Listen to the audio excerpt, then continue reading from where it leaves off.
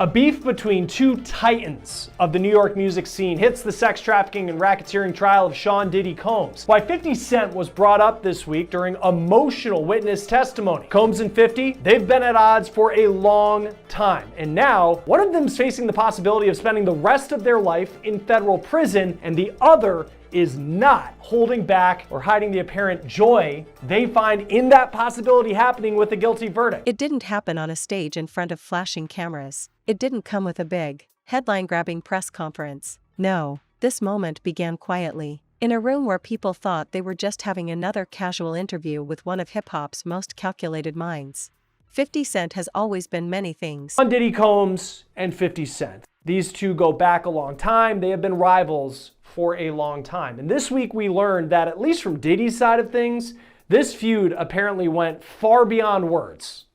50 Cent's name came up during the testimony this week of Capricorn Clark. She is a former assistant of Sean Combs who went on to become the head of marketing for his Sean John clothing brand. Clark rose successfully and professionally through the ranks of Diddy's world during her time working for him, which stretched between 2004 to 2018, so she saw a lot. Clark claimed that Diddy would threaten her, and she says he even kidnapped her in 2011. All of this matters as we build up to how 50 Cent kind of factors into what she said on the stand. Now, Capricorn Clark started working for Bad Boy after she worked for Death Row Records.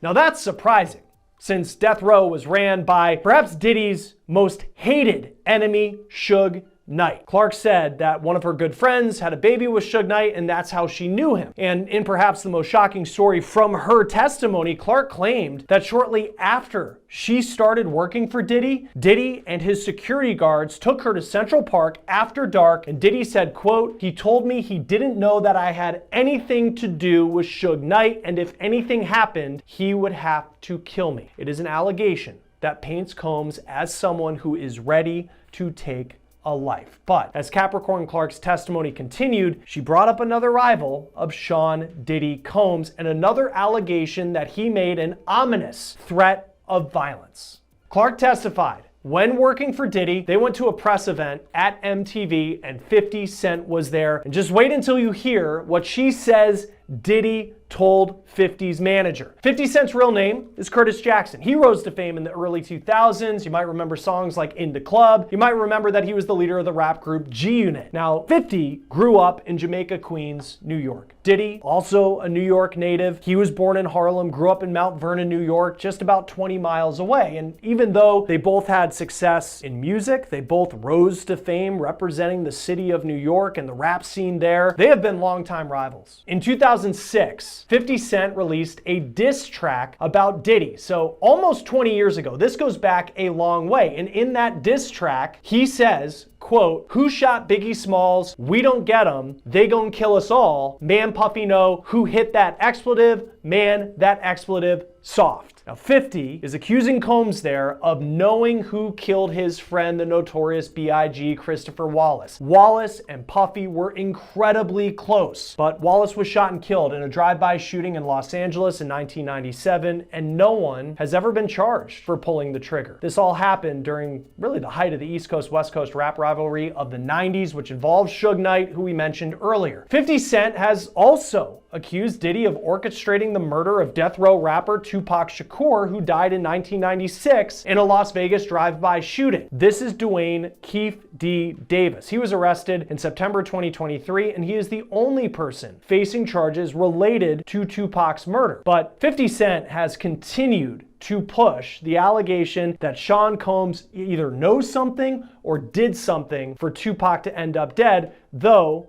Diddy has denied that. But in a 2023 Instagram post, 50 wrote, "Damn, so Pac got lined by brother love, LOL, time to lawyer up, expletive might get sticky," with a pic of Suge Knight in a car with Tupac. Diddy, who has a lot of names, Puff Daddy, Puffy, Puff, and brother love is one. Rapper, businessman, troll, strategist, but above all, he has been patient. People forget that patience is his most dangerous weapon. He doesn't rush. He doesn't blurt things out. He waits, he observes, and then, when he's ready, he delivers his strike in a way that's impossible to ignore. And that's exactly what happened when the subject of Diddy came up. At first, there was just a smirk, a knowing glance, 50 leaned back in his chair, as if deciding whether it was time. Then, without raising his voice, without even changing his tone, he dropped the line that would send shockwaves through the industry. "I've been quiet about what I've seen for years, but people don't even know the half of what goes on behind the scenes with Diddy." The interviewer froze. The room shifted. It was one of those moments where you could physically feel the air get heavier. Everyone knew something had just been set in motion, something you couldn't take back.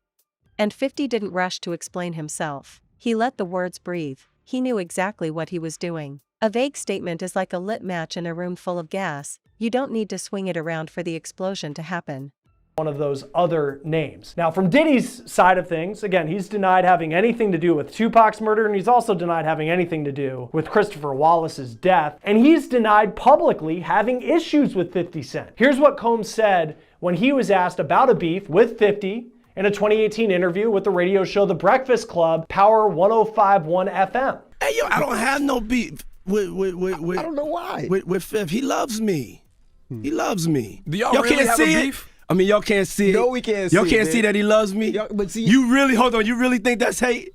If you look at 50's social media, you can see he has a lot of posts about Diddy. And this is what he posted the day that federal agents in Miami raided Combs' mansion ahead of his arrest on the charges that he's now on trial for. 50 Cent posted on X, "Now it's not Diddy do it, it's Diddy done. They don't come like that unless they got a case." 50 Cent also included a link to his G-Unit clothing brand in that post. While Diddy in the Breakfast Club clip said that 50 Cent actually loves him and there was never a beef, on the stand this week, Capricorn Clark said otherwise. Clark said that she was at this press event at MTV with Diddy and 50 Cent was also there, all of this happening in New York. Clark said, quote, "After the interview wrapped up, myself, Puff, and Chris Lighty got in the elevator." Clark said that Lighty was an entertainment manager who, on paper, was managing Diddy at the time, but was also 50 Cent's manager at the time. Prosecutors asked Clark what happened in the elevator, and she said, quote, "Puff told Chris, because they were having some sort of issue, like,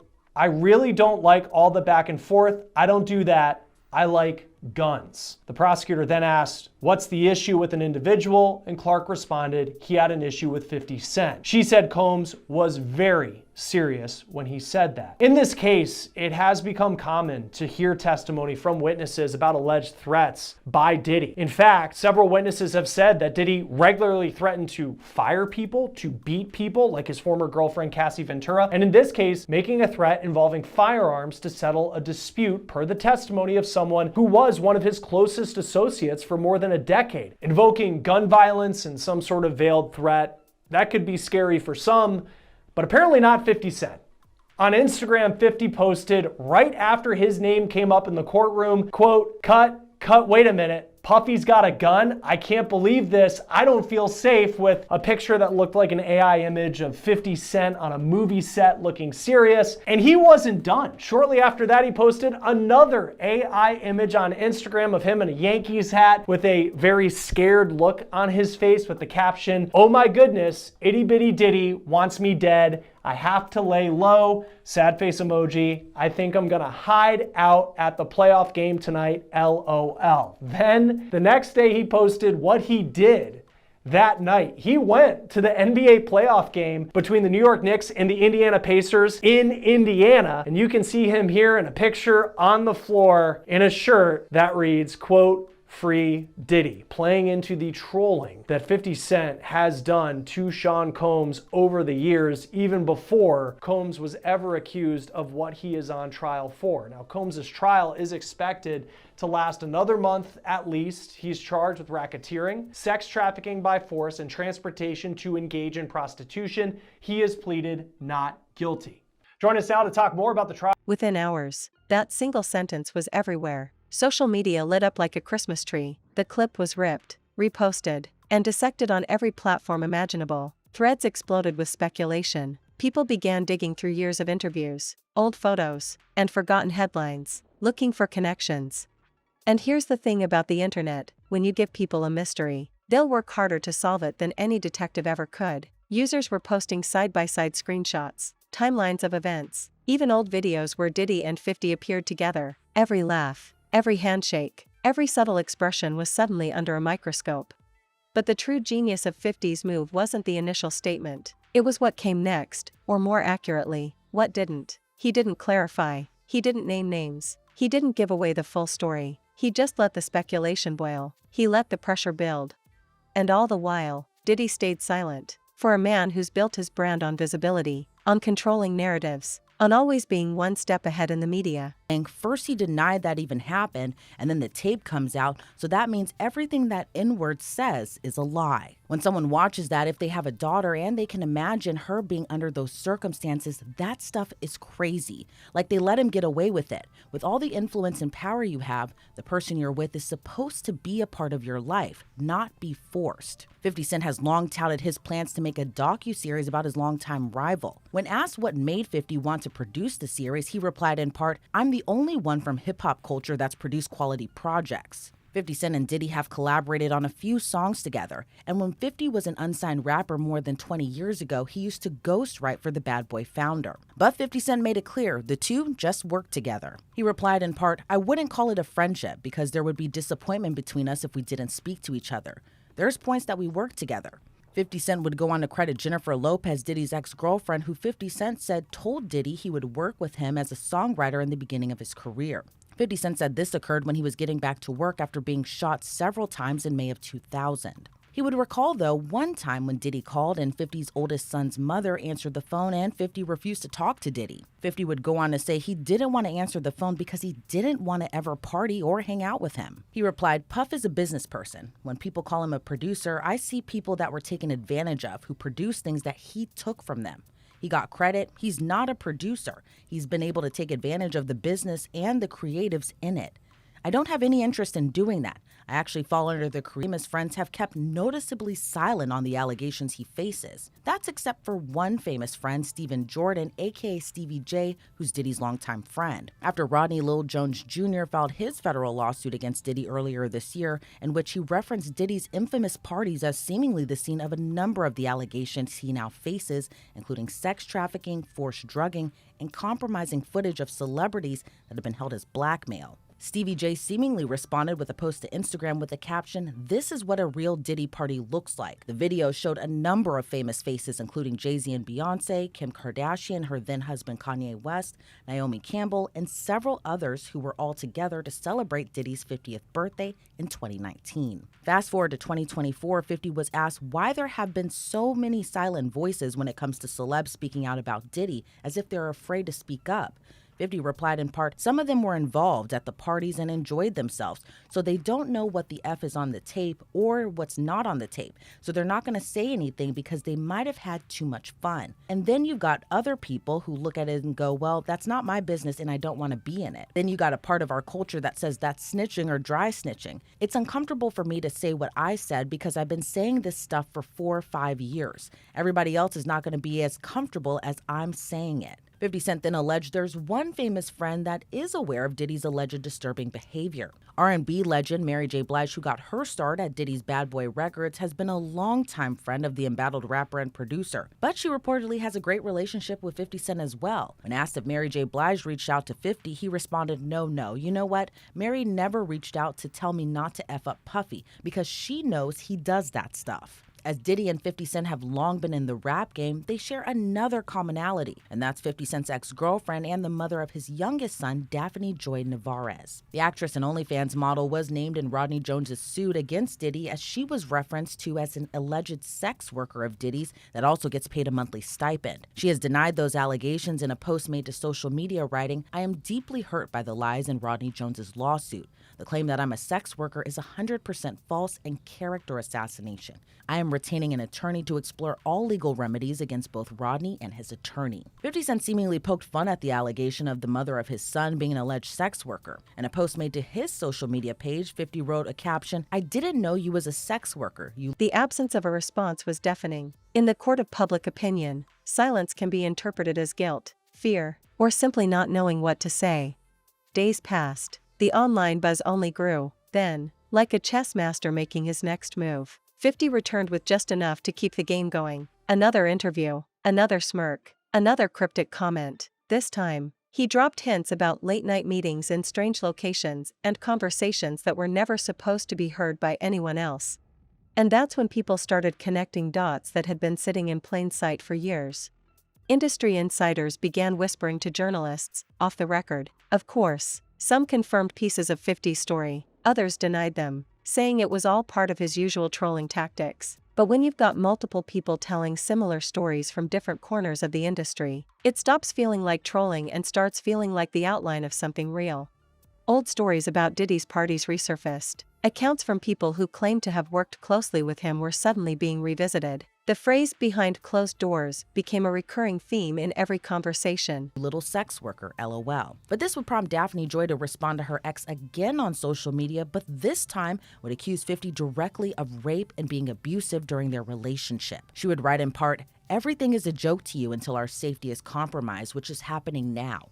You are wreaking real havoc, frenzy, and chaos onto people's lives. How would you feel if Sire was the one in handcuffs? For nothing. Let's put the real focus on your true evil actions of raping me and physically abusing me. You are no longer my oppressor, and my God will handle you from this point on. You have permanently damaged the last hope I had for you as a father to preserve our family with these last and final false claims made against me. You have broken our hearts for the last and final time." Those allegations against 50 Cent would prompt him to fire back against his ex Daphne Joy and sue her for defamation. In his suit, 50 Cent said those allegations were unequivocally false and would claim she made the shocking allegations in retaliation after he moved to take sole custody of their son. Since that suit, Daphne has deleted her Instagram post accusing 50 of rape and physical abuse. 50 Cent was asked by The Hollywood Reporter the latest in the defamation suit. The rapper and television producer said he tiptoes around the Daphne stuff and explained why. He said, "I got a family court case. The allegations that came out, she posted things to her page saying some crazy stuff. But this comes 8 hours after I filed for custody for my son. And she put that up in response to that, and I'm like, ugh. In this climate, you know how quickly they pass judgment.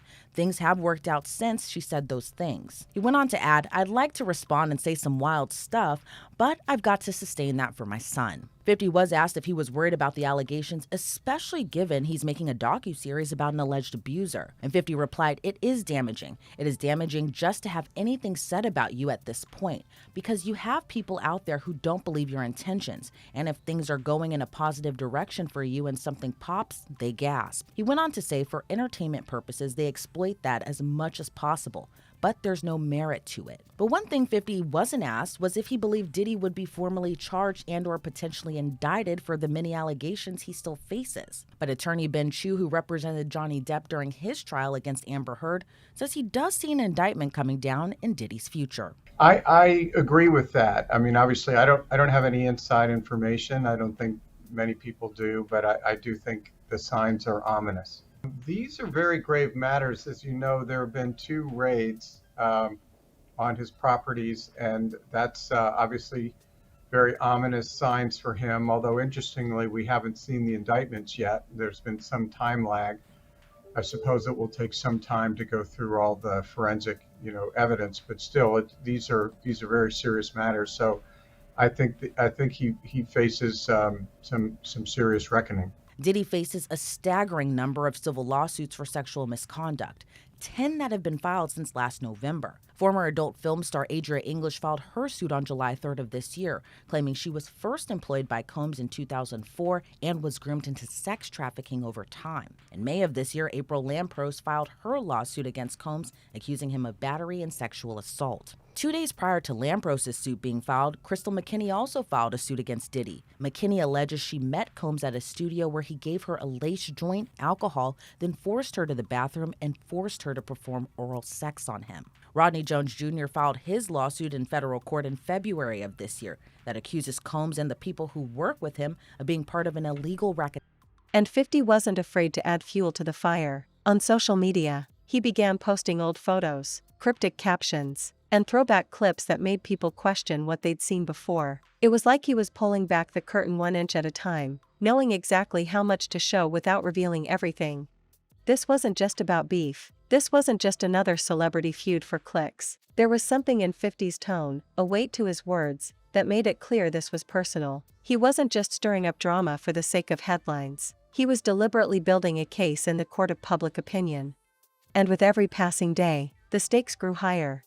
The setting wasn't dramatic. No press conference, no stage, no cameras flashing. It was an interview, casual enough to seem like it could have gone unnoticed. But then he said it, the line that would travel faster than any marketing campaign. I've been quiet about what I've seen for years, but people don't even know the half of what goes on behind the scenes with Diddy. Girlfriends, the cowboys, the agency leaders, the porn stars and others walk free, as they should. If there was ever a fact pattern that was exceptional under the Mann Act, it is this one. And then they move on to another argument, that the Department of Justice, the DOJ, has usually only charged Mann Act violations when there's financial gain. And they even cite a number of cases in the Southern District of New York, where Combs was prosecuted, that apparently involved defendants that set up a prostitution business for profit. Again, trying to distinguish between Combs' conduct and these cases. He never did any of this for profit, they argued. And they even cite the 1953 U.S. Attorney's Manual that says, quote, as a general rule, prosecution should not be instituted in the so-called non-commercial cases. And they claim the Department of Justice manual today, quote, makes clear that the prosecution of customers involved in an 18 U.S.C. 2421 offense, like Mr. Combs here, is now limited to prosecuting those who engage in commercial sex with victims of sex trafficking, in addition to those who otherwise perpetrate or facilitate human trafficking offenses. And in the absence of any sex trafficking charge, however, it is clear that the standalone Mann Act counts never would have been prosecuted. That seems true. I think you ask any legal expert, they will say if all the government had against Sean Combs was the transportation to engage in prostitution charges, just the prostitution charges, they probably wouldn't have gone after him. They coupled it with racketeering and they coupled it with sex trafficking. I agree with that. I don't think that they would have gone after him just for that. Anyway, the defense highlights how modern day prosecutions of Johns is really when you're talking about exploiting vulnerable foreigners who don't speak English well, which again is not the case here. And they highlight how the only potentially comparable case in New York is where you had a retired police officer and a former judge who apparently hired women to have sex with a male fraternal group called the Jesters. But Combs' attorneys say, while there was no profit there, there's no profit here, there was sex trafficking of those prostitutes. That's what's different. Again, Combs was acquitted of sex trafficking in this case. And here's the main point, quote, moreover, the cases which involve defendants similarly situated to Mr. Combs have been released on bond pending sentencing. In reviewing the cases across the country where the primary or sole conviction was for a violation of 18 U.S.C. 2421, the defendants who were not charged with running a prostitution business have been released pending sentencing. And then Combs' attorneys make another argument for why Combs' conditions are exceptional. And it's about him being locked up at the MDC. They say that a district court judge in the Southern District in another case basically said how bad the MDC is. As Judge Furman noted, the state of affairs at MDC is unacceptable. In so noting, Judge Furman concluded that the conditions in the MDC qualify as exceptional reasons under the statute justifying, and this was the defendant in this case, Chavez's continuing release. Judge Furman found that the conditions at the MDC. Just like that, the atmosphere changed. You could almost hear the record scratch. The interviewer leaned in. The crew on set exchanged glances. And 50, calm as ever, began painting a picture, not with specifics at first, but with tone, with implication. He spoke about conversations nobody was supposed to hear, deals that would never survive daylight, and moments in private that could ruin careers if they ever went public. The internet didn't just run with it, it sprinted. Clips of the moment hit every platform within hours. Twitter threads popped up connecting dots from years of industry drama. Old photos resurfaced. People started combing through archival interviews, looking for hints of what 50 might be talking about. And as the buzz grew louder, so did the theories. Some said it was about business, shady deals, questionable contracts, partnerships that ended suddenly and mysteriously. Others swore it was personal, pointing to moments when Diddy's name had been linked to situations that didn't quite add up. And a smaller, more conspiratorial corner of the internet began whispering that this was just the tip of something much, much bigger. Meanwhile, Diddy stayed silent. No statement, no tweet, not even a vague post on Instagram. And for someone as vocal and present as he's always been, That silence was deafening. In the world of celebrity feuds, silence often speaks louder than words. Some speculated that this was connected to business, that 50 had seen deals, contracts, or partnerships that the public would find shocking. Others believed it was personal, moments from years ago that, if revealed, could permanently change how the world saw Diddy. And then there was a darker theory, one that lived in the corners of the internet where conspiracies thrive, that what 50 was hinting at wasn't just scandalous, it was dangerous. Who's running a criminal enterprise. Yeah, and I think the forced labor issue. I think they've done an excellent job with that. With the transcripts I've been reading, a lot of the people are saying that they worked for 20 hours. Like that's the magic number, 20 hours straight. They, on a good day, we heard you'll get 4 hours of sleep. On a bad day, you'll get 4 hours of sleep. I think one of the what is it? A bodyguard said, if you sleep, you're getting fired. Like it was more rhythmic than that. I don't know, but you couldn't sleep around him. And I think that's what we saw with Making the Band. But again, we really didn't believe it. We thought it was for entertainment purposes. We didn't think someone could really act like this.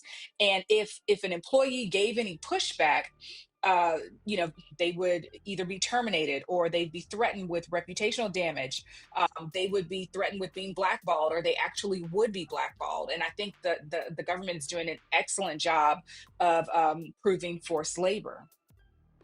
And on that forced labor part, because on one hand, and I found it interesting, like George Kaplan, who is a former personal assistant for Diddy, like detailed all these, witnessing the abuse, he said, of Cassie. And then he was someone who would start work at 9:30 in the morning. And I think he said sometimes he went home at 7 o'clock in the morning the next day. And that's just what it was like. And he still, at the end of his testimony, said something along the lines of, he respects Diddy as this business person.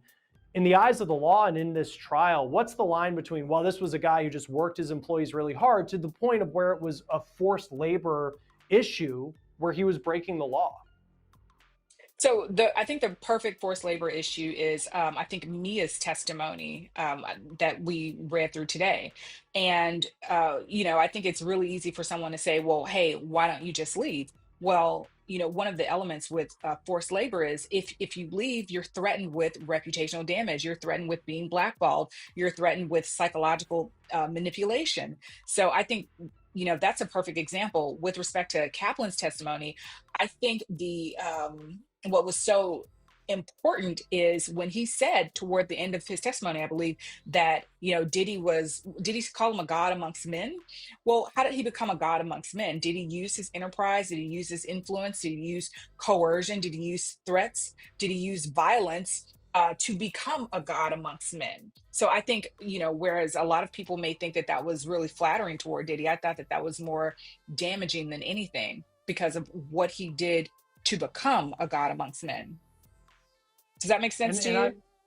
No, it does. And that's an interesting way to look at it, because at the end of Kaplan's testimony, we did a show specifically, and I found it interesting because, like, really in the grand scheme of all the witnesses, George Kaplan's probably, by the end of this, someone that we may not even remember his name. But I just found it interesting where he was worked so hard. He was cleaning up the hotel rooms, and talked about all the baby oil and stuff that he was cleaning up in the hotel room. So you're just like, what kind of job is this? And then at the end, he's still like, yeah, it was almost, he was trying to be complimentary. But you look at that and you're like, the view that people had of Sean Combs within Bad Boy and Combs Enterprises, it was beyond, it felt like a boss, because there's still this, like, I need to give him a compliment at the end of the testimony. As all this played out, the music industry found itself in an uncomfortable position. People who had been openly friendly with both men suddenly went quiet. A few unfollowed Diddy on social media. Others scrubbed old photos from their feeds. Nobody wanted to be caught in the crossfire. Meanwhile, fans were split. Some demanded 50 spill everything he knew. Others warned him to be careful, saying there were certain lines you couldn't cross in this business without consequences. And still, Diddy said nothing. That silence became its own story. Every day without a response added to the sense that something was wrong. If 50 was lying, why not shut it down? If it was nothing, why not laugh it off? The answer, some believed, was that Diddy was waiting, not for the right time to respond, but for the right time to control the narrative. But the longer he waited, the more that control slipped through his fingers. Then came the biggest hint yet. In another appearance, 50 mentioned footage, not photos, not rumors, footage, and in his words, if that ever comes out, the way people look at him will never be the same again. It was a nuclear statement, the kind of thing you can't walk back, and suddenly, the conversation shifted from what did 50 see, to how long until we see it too.